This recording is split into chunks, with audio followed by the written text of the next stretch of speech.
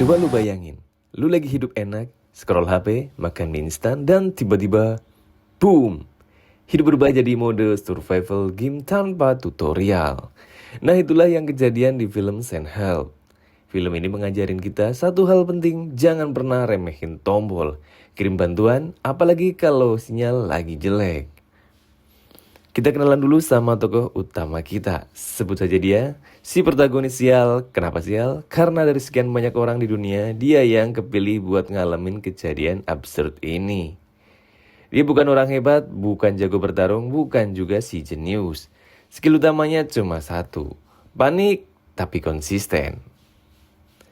Semua dimulai dari satu kejadian kecil yang berubah jadi masalah sangat gede.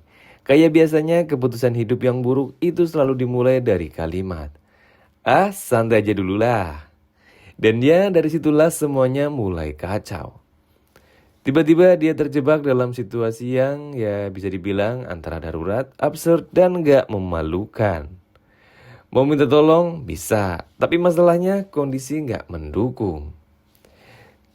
Si protagonis mulai mencoba berbagai cara buat keluar dari masalah. Mulai dari hal logis sampai cara yang bikin kita mikir, ini sebenarnya orang apa lagi ikut lomba ide terburuk sedunia.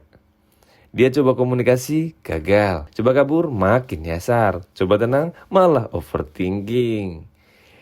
Di titik ini kita sebagai penonton mulai sadar. Ini bukan cuma soal bertahan hidup, tapi soal bertahan dari kebodohan kita sendiri.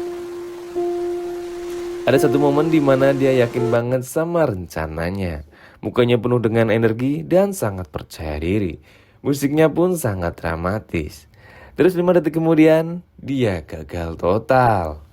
Dan disitulah kita semua cuma bisa bilang, ya sesuai dengan ekspektasi. Film ini jago banget bikin situasi tegang tapi jadi lucu. Kayak lagi dikejar masalah tapi masih sempet mikir, gue tadi udah matiin kompor atau belum? Akhirnya dia sadar, satu-satunya harapan adalah minta bantuan. Tapi ya itu tadi, minta bantuan di situasi seperti ini tuh nggak semudah yang kita pikirkan. Kirim chat, tolong dong, kasih duit dong, pinjem 100 dong. Ya, ada aja kendalanya. Kadang sinyal hilang, kadang orangnya nggak paham, kadang dia sendiri yang salah kirim. Bayangin lagi panik terus kirim pesan darurat, malah ke grup keluarga. Di satu titik dia mulai capek, udah coba segala cara, tapi hasilnya masih zonk. Dan disinilah kita lihat di sisi manusiawinya. Dia mulai ragu, mulai takut, mulai mikir, kenapa sih gue? Jawabannya sederhana. Bangkit lagi semi motivasional tapi tetap lucu. Tapi ya namanya juga karakter utama, gak mungkin nyerah gitu aja. Dia bangkit lagi dengan sisa tenaga yang ia punya, sisa harapan dan sisa logika yang ya kalau nggak banyak kayaknya stoknya. Kali ini dia mulai mikir lebih jernih atau setidaknya lebih jernih sedikit dari ide-ide sebelumnya. Dia mulai nyusun rencana yang nggak terlalu ngawur. Masih ada unsur nekat tapi upgrade dari sebelumnya. Situasi makin tegang, waktu makin sempit, dan pilihan makin sedikit. Ini momen di mana semua keputusan jadi sangat penting. Salah langkah dikit bisa berabe. Jadi justru di situ dia akhirnya berhasil melakukan sesuatu yang agak benar.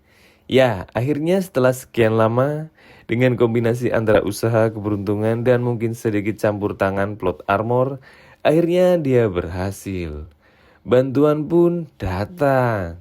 Masalah mulai teratasi dan kita semua bisa bernafas lega. Walaupun jujur aja setengah hari kita masih bingung. Ini dia selamat karena pintar atau karena hokinya yang lagi bagus. Di akhir cerita kita belajar satu hal penting.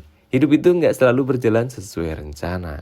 Kadang kita harus improvisasi, kadang kita harus minta bantuan, dan kadang kita harus menerima fakta bahwa kita agak bego, tapi masih bisa selamat. Jadi kalau suatu hari lo ada di situasi sulit, ingatlah kisah ini. Tetap tenang, pikirkan solusi, dan yang paling penting, pastikan sinyal lo bagus. Karena kalau enggak, ya send help aja dulu, semoga terkirim ke grup keluarga. See you di film selanjutnya.